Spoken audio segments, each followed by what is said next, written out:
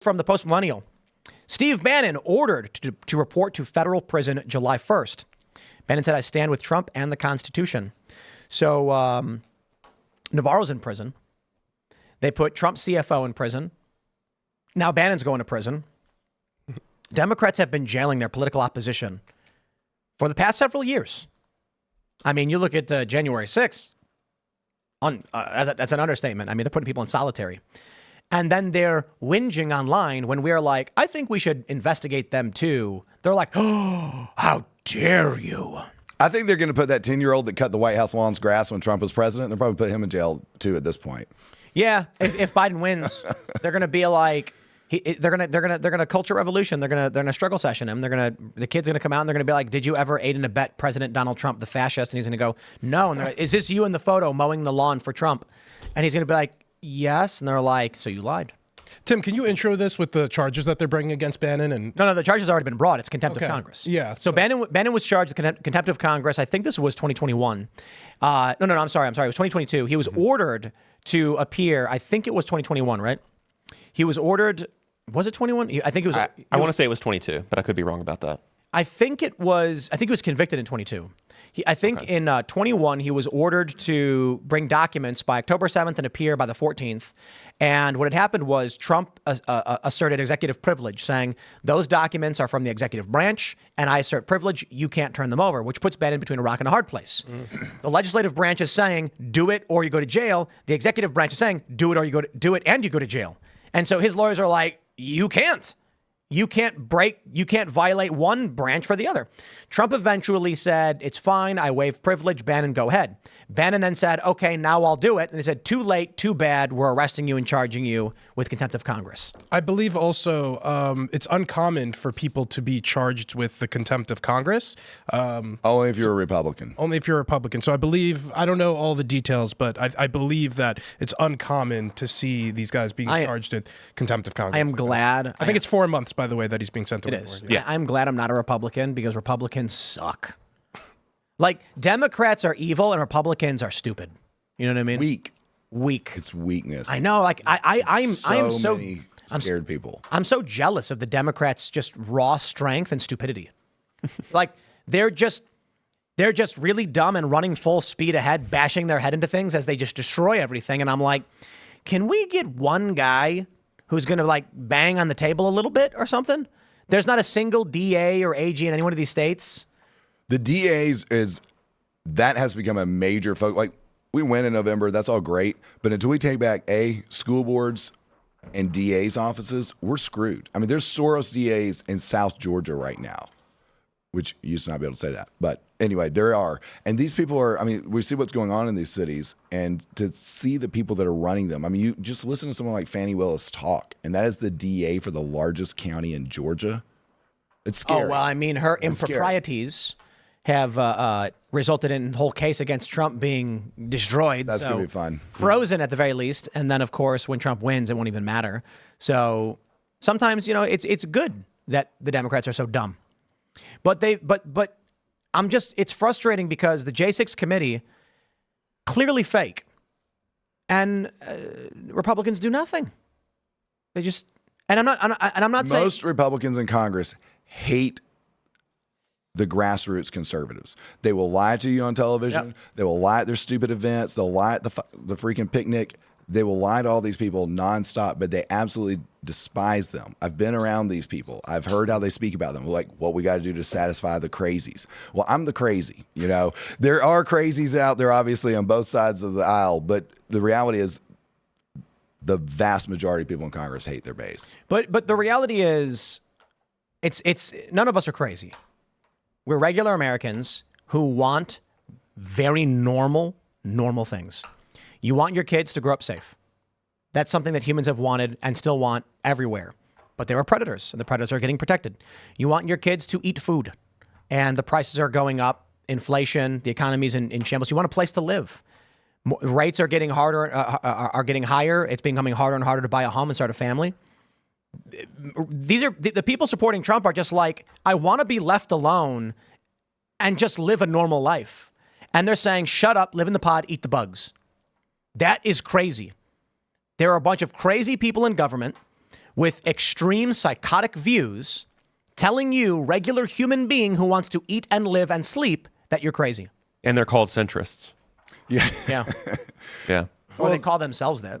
Everything you see going on right now in these areas is so Soviet. The way it's being handled, all these trials, the way you see the people that are defending people on New York subways, and they're the ones that are going to jail.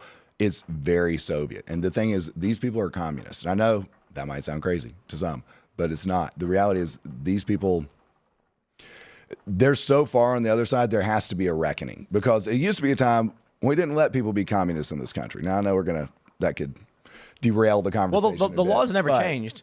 But the issue, I suppose, is weak men make hard times. Yes. Hard times make strong men.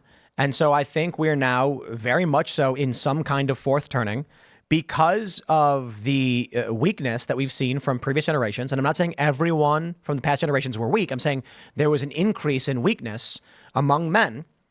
And maybe it wasn't you, but the weakness increased. It's resulted in hard times.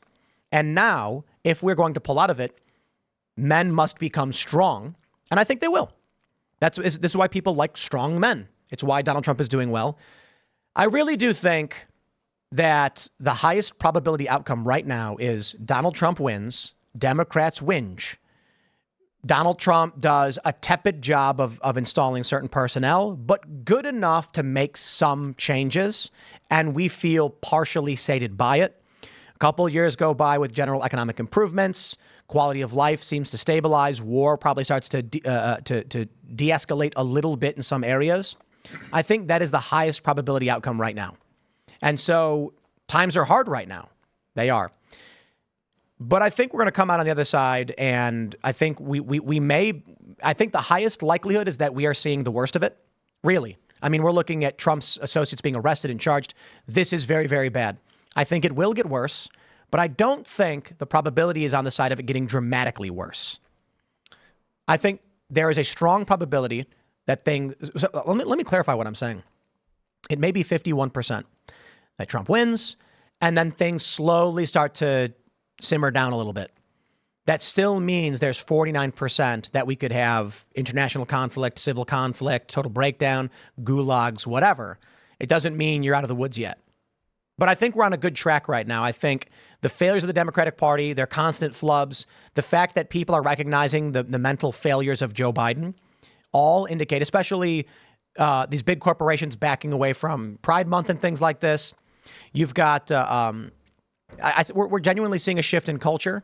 I think. I absolutely think so. I'm still waiting for Bud Light to put out this year's Pride surprise. Would be helpful to our company. Not going to do it. I know, I'm being sarcastic. But I think come November, we're probably, I think we're going to be celebrating on November 6th. I think we win. The biggest at that point is Trump has to surround himself by not the idiots that he surrounded himself in the past. And I think he's somewhere in between. I was worried for a while he had learned nothing about the people he put around him, but I do think there's signs that he has learned some of that. Now he's going to, probably go out and make, Nikki Haley VP or something. Well, everything I said, she won't be VP. I know, I'm being sarcastic. Because if I ever admitted that, I'd have to give I'd have to donate to a charity of Will Chamberlain's choice. We're not doing that. Is that the Nikki Haley Foundation? Yeah, hopefully, will be Will Chamberlain's choice. He tweeted a while ago that Trump would choose Nikki Haley as VP, and I responded, "There's no way that's happening." And he said, "Would you like to make a bet on it?" So, I think I offered the bet, and he said, "Give me 2-1 odds or something." He might have said 4-1, and I agreed. And I'm like, okay, if Nikki Haley is the VP, I will make a donation to a charity of your choosing. If she's not, then you'll make a donation to a charity of my choosing. He's already agreed to pay. Wow. Stand-up guy. But I said, no, we'll wait. Trump has to choose his VP before we can close this one out. And then we'll figure out what charity makes the most sense to help someone with. Because it's not a real bet. It's mostly just for fun. But I don't think it will be Nikki Haley. But he will put her in the administration. She will be somewhere. I think he's already mentioned this.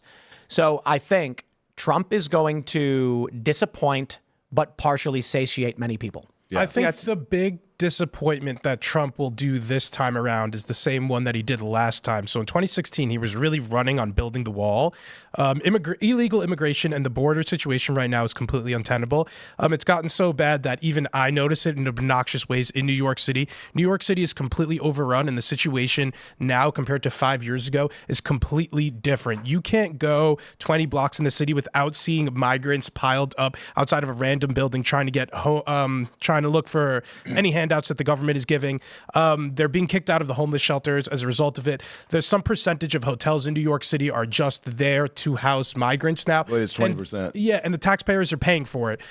It's completely untenable, the situation there. The city can't handle this. There's no long-term solution here because we will not be rounding them up and kicking them out. Does ICE even exist anymore? I think deportations are, I don't know what the numbers are, but in New York City, if it's a problem in New York City, I can only imagine what it looks like throughout the country. Trump didn't deal with this, I think, to a satisfying degree when he was president last time, and he's barely talking about a wall this time. His catchphrase was "build the wall." I don't hear about the wall at all anymore. Tell me. Here's where there's a lot of things I'll happily jump on Trump about. Here's what I will say about building the wall and immigration. He was fighting his own party, all those people that the Republican base continue voting for every freaking primary.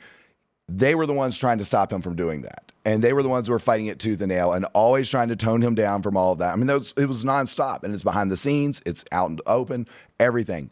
He's always had to fight Republicans on doing the things that the base actually wanted. I don't know if it's media scrutiny, especially on what's been happening at the border recently, but the situation is untenable. I believe Joe Biden just put forth an executive order, but I don't think we have a good solution to the border at all. The situation in Mexico is deteriorating, especially with the North. I don't want to have to deal militarily with the cartels. It does not seem like an organization we want to get involved against. And again, they're helping fund the fentanyl crisis in our country. I think we have big issues on the southern border that we don't even want to begin to address because of the Pandora's box that'll open up. Very troubling. Thanks for checking out this clip from Timcast IRL. Make sure to watch the show live Monday through Friday at 8 p.m. Subscribe to this channel, and we will see you all there.